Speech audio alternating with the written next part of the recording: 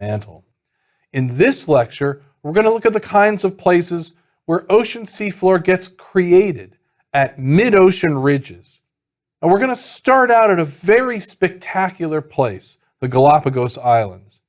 Now, if you start at the west coast of South America, at about the equator in Ecuador, which is where we left off with the volcanoes Cotopaxi and Chimborazo, and head straight west into the Pacific Ocean, after a stretch of empty ocean, you come to a cluster of islands. Actually, 15 main islands, 3 smaller ones, and a whole lot, over 100 separate rocks and islets.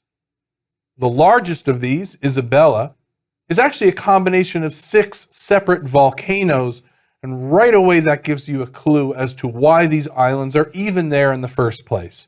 They are volcanoes in the middle of the Pacific Ocean. The equator actually runs right through the island of Isabella, and there are penguins that live on the island. And so it's a little bit of trivia. It's the only place in the northern hemisphere where penguins naturally live. Another island, Santa Cruz, has currently the largest human population there, in the port Puerto Ayora. Santa Cruz has a large research station where much of the research on the Galapagos Islands occurs, and this is where the giant tortoises are studied and bred, often to be reintroduced back to the other islands. The island Fernandina is actually the youngest and most volcanically active of any of the islands, and I'll come back to that in a moment with looking at some of the volcanic activity there.